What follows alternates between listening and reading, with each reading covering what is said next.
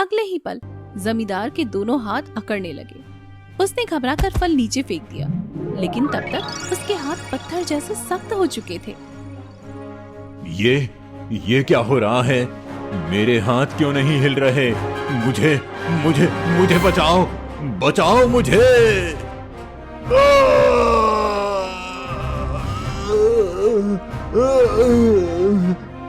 बचाओ।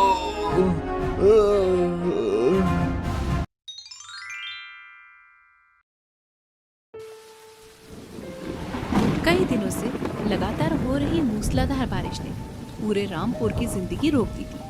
उसी बारिश में भीगता हुआ रामू आखिरी उम्मीद लेकर जमींदार की हवेली में पहुंचा। अरे रामू, तू फिर आ गया। मैंने तो साफ कह दिया था कि जब तक बारिश बंद नहीं होगी कोई काम नहीं मिलेगा।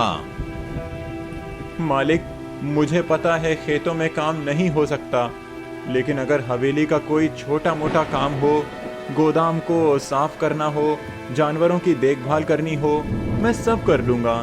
बस आज खाली हाथ मत भेजिए। अरे तू समझता क्यों नहीं? मुझे किसी मजदूर की जरूरत ही नहीं है। बेकार में रोज रोज आकर मेरा समय खराब करता रहता है। मालिक, घर में कई दिनों से चूल्हा नहीं जला, बच्चे भूखे हैं। अगर आज भी मजदूरी नहीं मिली तो उनके लिए एक मुट्ठी आटा भी नहीं ला पाऊंगा। तो इसमें मैं क्या करूं? तेरे घर का खर्च उठाने की जिम्मेदारी मैंने नहीं ली है। मैं भीख नहीं मांग रहा मालिक, मेहनत करके कमाना चाहता हूँ।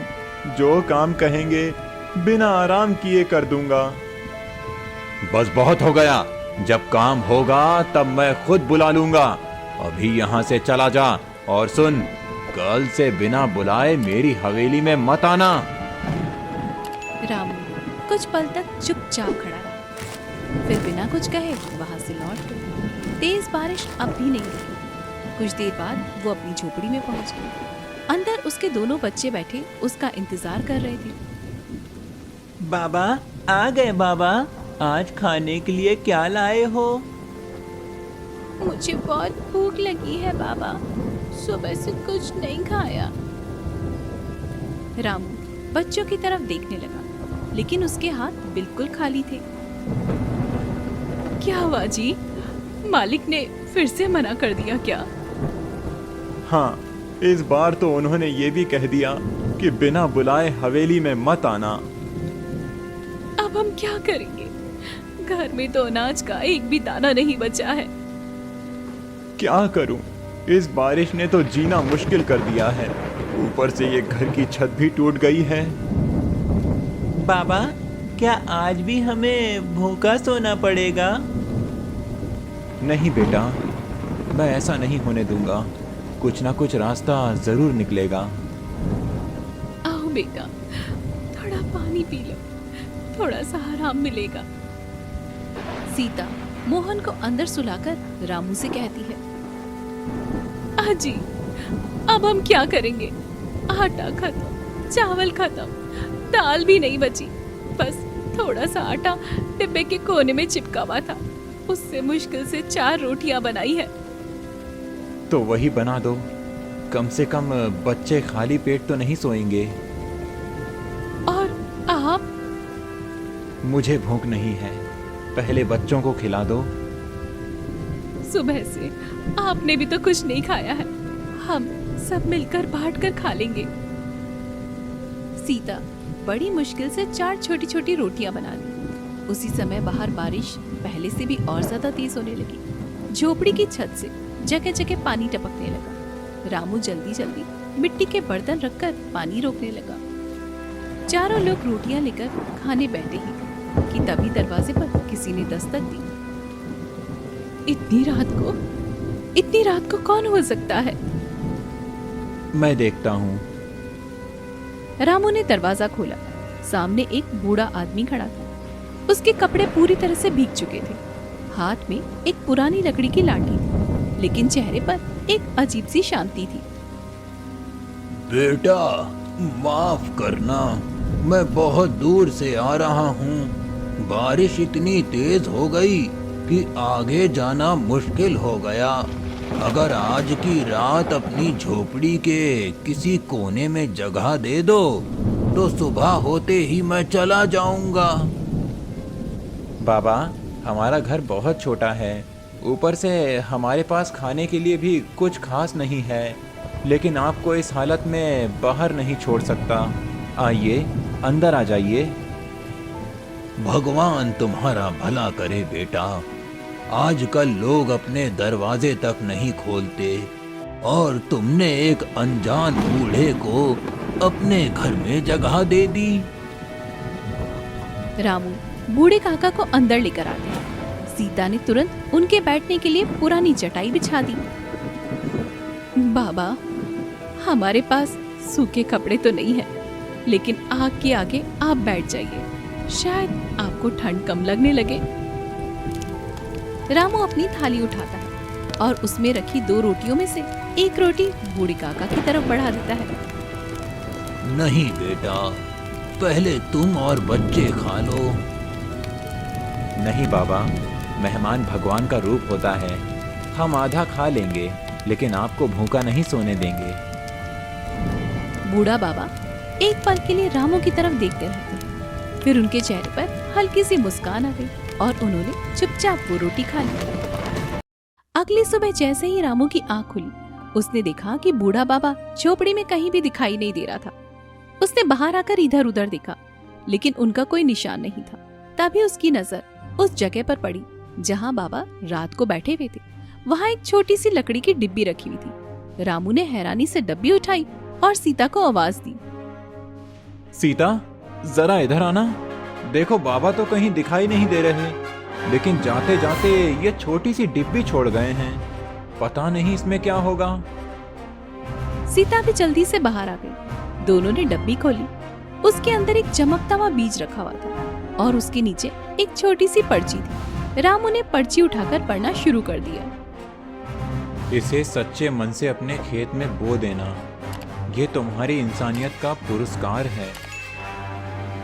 ये कैसी अजीब बात है जी। एक बीज हमारी मदद कैसे करेगा? कहीं किसी ने मजाक तो नहीं किया है ना? पता नहीं सीता, हो सकता है ये बाबा हो, और वैसे भी हमारे पास खोने के लिए भी क्या बचा है।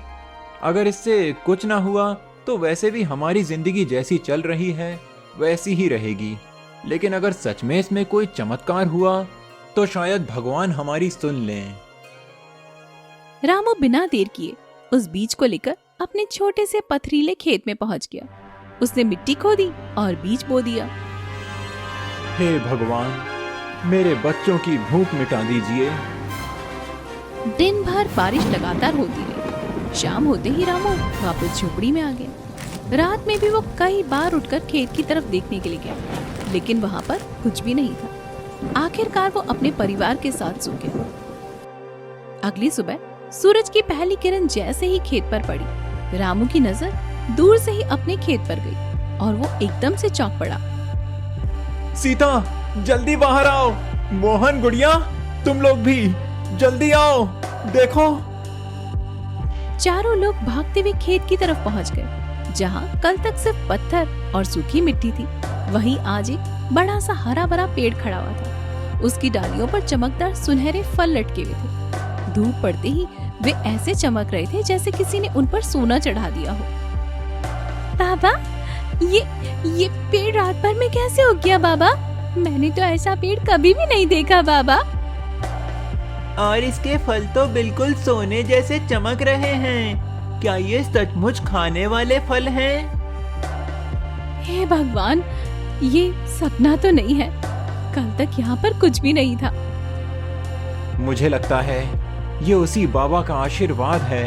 उन्होंने जो बीज दिया था उसी से ये पेड़ उगा है। रामू पेड़ के पास गया। उसने डरते डरते एक फल तोड़ा। फल उसके हाथ में आते ही हल्की सी सुनहरी रोशनी फैल गई। जरा संभल कर जी, पता नहीं ये कैसा जादू है, मुझे तो समझ ही नहीं आ रहा। ऐसा फल मैंने आज तक नहीं देखा जी, और ना ही इसके बारे में सुना है। जो भी हो, अब इसका पता तो बाजार जाकर ही चलेगा।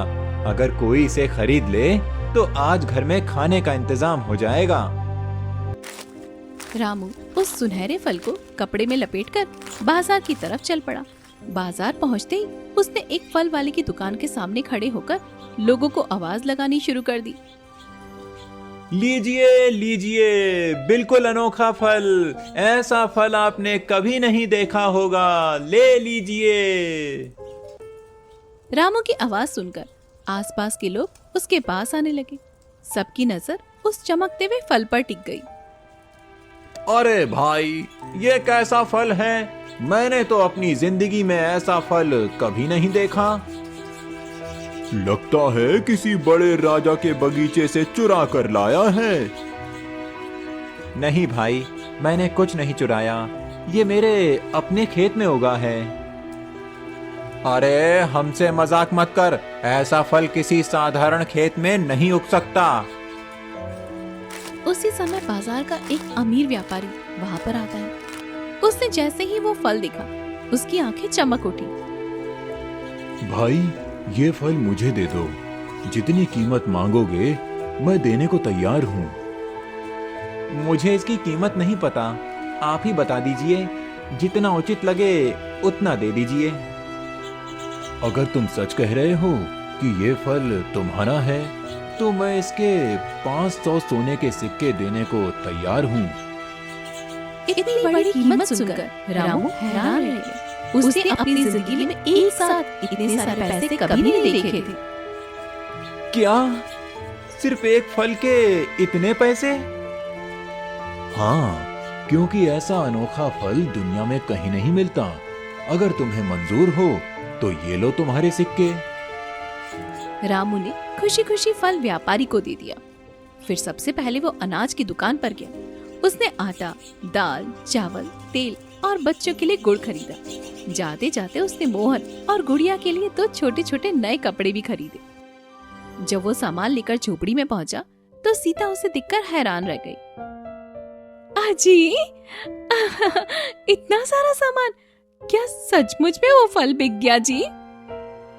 सिर्फ बिका ही नहीं सीता, उसकी कीमत इतनी मिली कि आज पहली बार मुझे लगा भगवान ने हमारी सुन ली। लेकिन याद रखना, हम कभी लालच नहीं करेंगे, जितनी जरूरत होगी उतने ही फल बेचेंगे। आप ठीक कह रहे हैं, जिसने हमें ये वरदान दिया है उसकी इज्जत भी हमें रखनी ही होगी।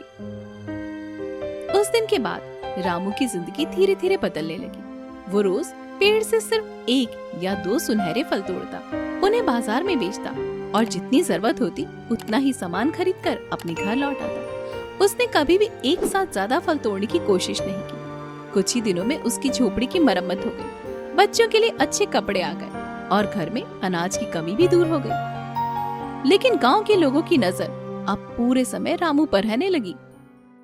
अरे भाई, ये वही रामू है ना, जिसके घर में कुछ दिन पहले खाने को भी नहीं था? हाँ, लेकिन अब देखो, रोज बाजार से इतना सारा सामान लेकर जाता है। आखिर इसके पास इतने पैसे कहाँ से आ रहे हैं? मुझे तो लगता है इसके हाथ कोई बड़ा खजाना लग गया है। धीरे धीरे ये बात पूरे गांव में फैल गई। आखिरकार ये खबर जमींदार के कानों तक भी पहुंच गई। क्या कहा तुमने? वो रामू, वही गरीब मजदूर? जी मालिक, अब तो उसकी हालत पहले जैसी बिल्कुल नहीं रही। रोज बाजार जाता है और लौटते समय इतना सामान लाता है कि देखकर हैरानी होती है। जरूर कोई राज है। वो आदमी इतनी जल्दी अमीर नहीं बन सकता। जमींदार उसी समय रामू की झोपड़ी की तरफ चल पड़ा। वहां पहुंचकर उसने देखा कि रामू अपने आंगन में बैठा बच्चों के साथ हंस रहा था। पास ही अनाज के बोरे रखे हुए थे और झोपड़ी की टूटी छत भी ठीक हो चुकी थी। वाह रामू, लगता है आजकल तेरी किस्मत बहुत तेज चल रही है। नमस्ते मालिक, आइए बैठिए। बैठना बाद में, पहले ये बता कि कुछ ही दिनों में तेरे पास इतना पैसा आया कहां से? बस मालिक, भगवान की कृपा है। भगवान की कृपा? मुझे भी बता, भगवान ने ऐसा कौन सा खजाना दे दिया जो मैं नहीं जानता? मालिक, ये सब उनकी मेहरबानी है। मैं आज भी मेहनत करता हूँ और जितनी जरूरत होती है उतना ही रखता हूँ। अरे रामू, मुझसे चालाकी मत कर, सच सच बता, नहीं तो अच्छा नहीं होगा। मैं सच ही कह रहा हूँ मालिक। जमींदार ने चारों तरफ नजर दौड़ाई, लेकिन उसे कुछ समझ नहीं आया। वो बिना कुछ बोले वहां से चला गया, मगर उसके मन में शक और भी ज्यादा बढ़ चुका था। उस रात जमींदार अपने एक नौकर को बुलाता है। सुन, आज रात रामू के घर के आसपास छिपकर नजर रखना। मुझे पता लगाना है कि उसके पास पैसा कहां से आ रहा है। जैसी आज्ञा मालिक। अगली सुबह जमींदार का नौकर दूर झाड़ियों के पीछे छिप गया। कुछ देर के बाद में उसने देखा कि रामू अपने खेत की तरफ जा रहा है। नौकर भी धीरे धीरे उसके पीछे चल पड़ा। रामू उस रहस्यमयी पेड़ के पास पहुंच गया। उसने हाथ जोड़कर पेड़ को प्रणाम किया और सिर्फ एक सुनहरा फल तोड़ा। ये सब देखकर नौकर की आंखें फटी की फटी रह गईं। अरे, ये तो सचमुच सोने जैसा चमक रहा है। लगता है मालिक को इसी की तलाश थी। शाम होते ही नौकर सारी बात जमींदार को बता देता है। मालिक मालिक, उसके खेत में एक अजीब पेड़ है। उस पर चमकदार सुनहरे फल लगे हैं। रामू रोज सिर्फ एक फल तोड़ता है और बाजार में बेच देता है। मैंने कहा था ना, जरूर कोई राज है। अगर वो पेड़ मेरे खेत में होता तो मैं पूरे राज्य का सबसे अमीर आदमी बन जाता।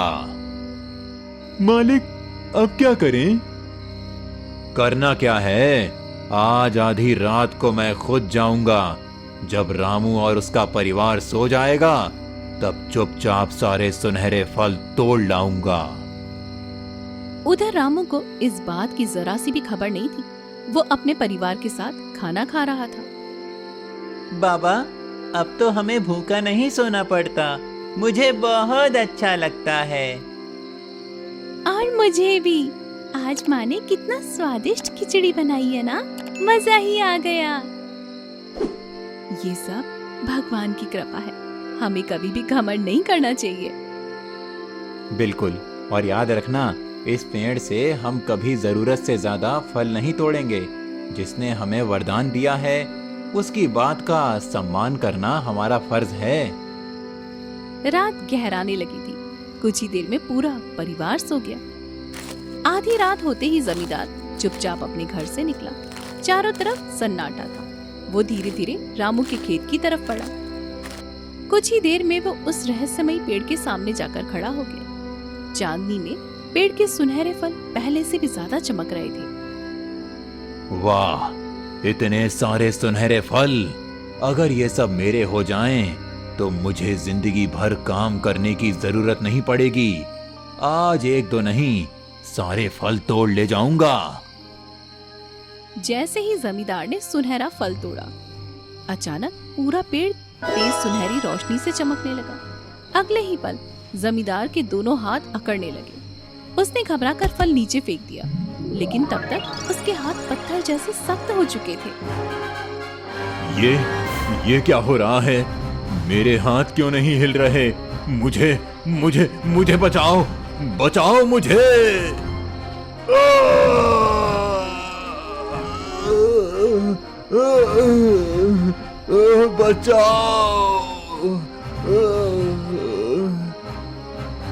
डर से तड़पता हुआ जमींदार जमीन पर गिर पड़ा।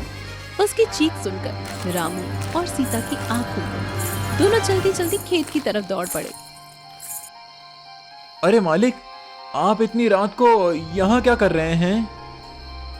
हे भगवान, इनके हाथों को क्या हो गया? रामू, मुझे बचा लो। मुझसे बहुत बड़ी गलती हो गई।